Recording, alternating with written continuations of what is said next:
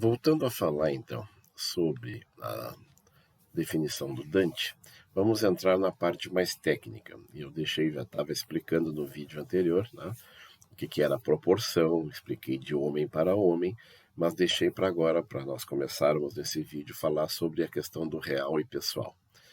É o seguinte, no nosso direito brasileiro, lá no Código Civil, nota aqui, Código Civil, no artigo 1225, fala dos direitos reais.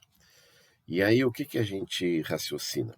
Que esse aqui, essa lista de direitos reais, no caso, é uma lista exclusiva, curta, né? São só 13 direitos reais dentro do nosso direito. E aí a gente conclui a partir daí de que aquilo que não for direito real seria direito pessoal.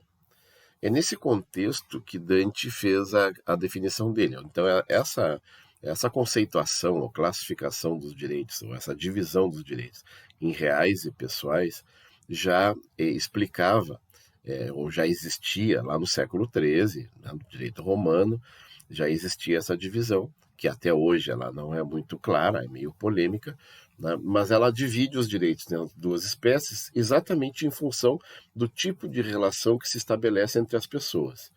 Então é o seguinte, nos direitos reais, e eu vou pegar aqui só o primeiro aqui, né, para a gente falar, porque não é nosso assunto, né? Aqui, o inciso 1, a propriedade. Quando eu exerço o direito de propriedade, que é um direito que eu exerço sobre um objeto, né, sobre um bem, sobre o computador, sobre o smartphone que tu está assistindo agora esse vídeo, né? Esse poder que eu exerço sobre esse bem, eu posso opor esse direito contra todas as pessoas.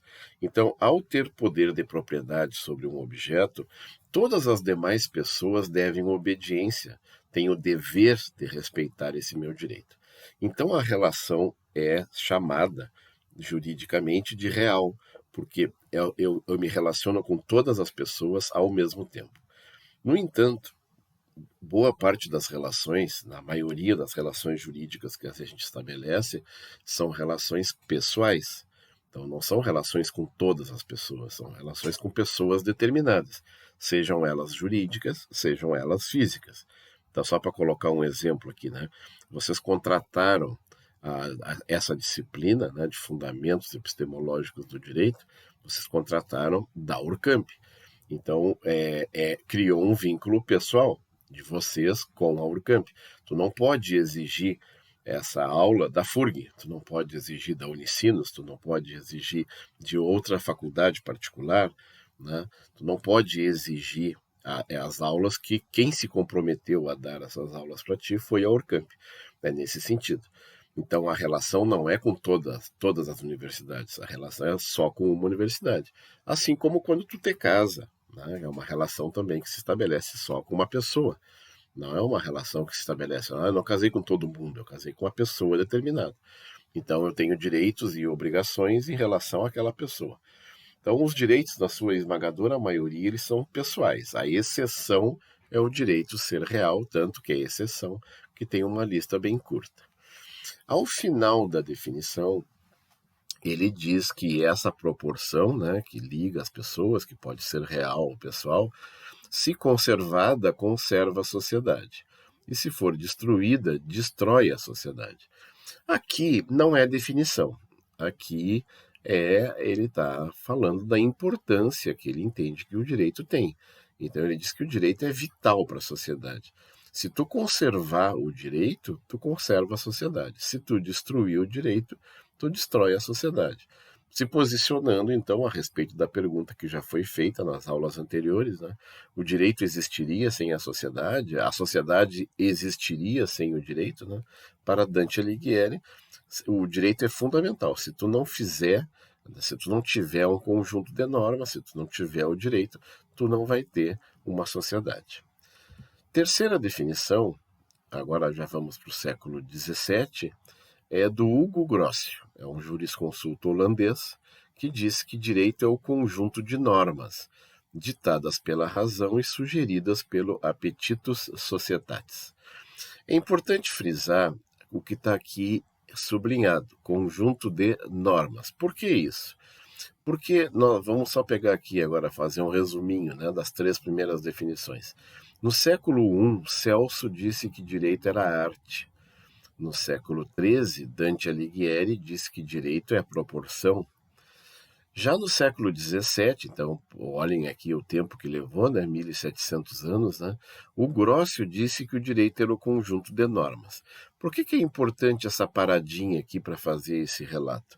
Porque essa criação do Grócio acabou virando um padrão.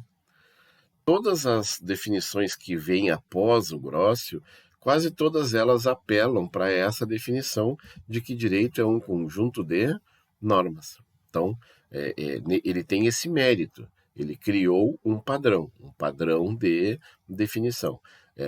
Poucos são os autores que não caem, né, nesta tendência de explicar da mesma forma o direito. Só que aí ele coloca, e para fazer uma reflexão, que esse conjunto de normas que o direito é, né, o direito é um conjunto de normas, são ditadas pela razão, ou seja, fruto do ser humano, da nossa racionalidade, né? Nós é que construímos, pensamos, né, e construímos o direito, mas são sugeridas pelo apetito societatis. Essa expressão aqui para nós é nova, né? O que seria apetito societatis? Dá praticamente para traduzir ela literalmente, né? Ela é latina, né? Mas dá para traduzir ela literalmente porque significa apetite de sociedade. Apetite aqui no significado de instinto, alguma coisa instintiva, assim como o apetite que a gente tem, que é fome, né? Fome de nos alimentar, necessidade de ingerir alimentos, né? Então nós temos apetite, isso aí é instintivo para a nossa sobrevivência. E nós temos apetite de comida normal, né, como eu acabei de falar, para não morrer, mas também nós temos apetite de viver em sociedade. Como é que eu faço aqui o fechamento desse raciocínio que ele desenvolveu, então? É que confirma aquilo que eu tinha dito para vocês antes, também nas aulas anteriores, de que a gente entra para dentro da sociedade pela porta do instinto, ou seja, o que nos leva a viver em sociedade é o instinto. Mas a gente só continua lá dentro e só consegue continuar vivendo dentro da sociedade graças à razão. Então, a nossa permanência dentro da sociedade está muito mais ligada a uma questão racional do que uma questão instintiva. O nosso ingresso, o primeiro passo que a gente dá em direção à sociedade, o primeiro passo é um passo instintivo.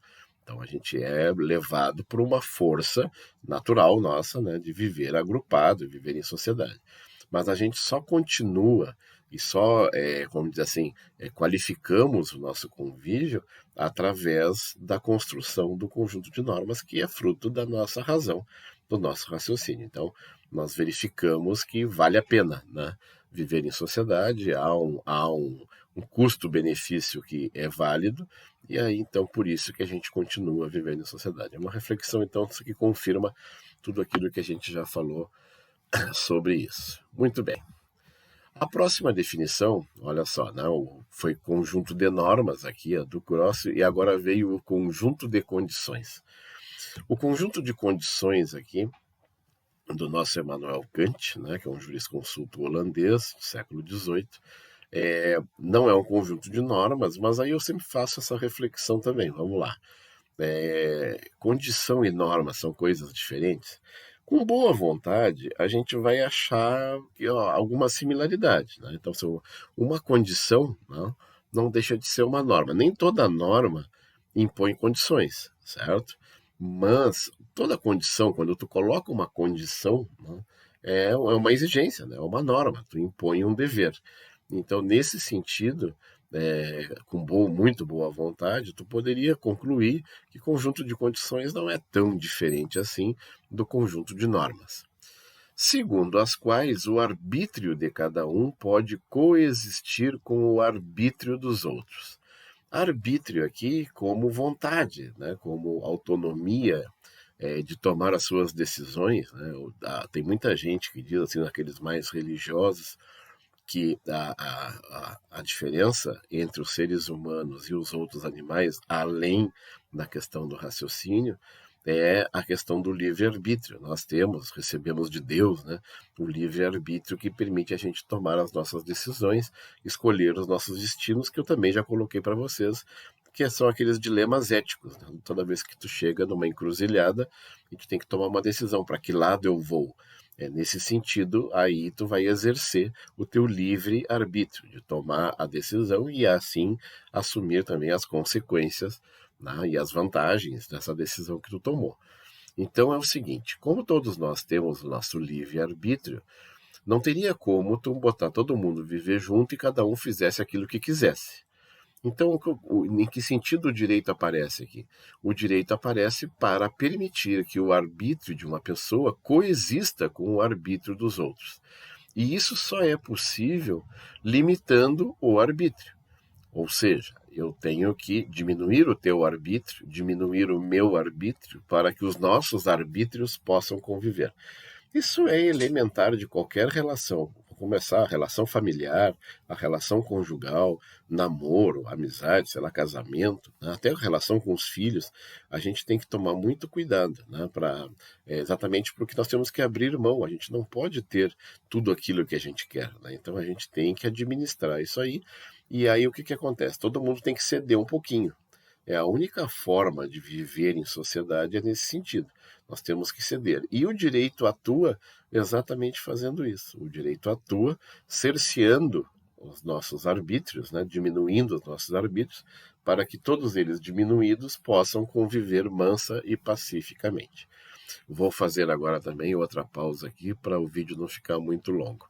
E termino a explicação no início do próximo vídeo.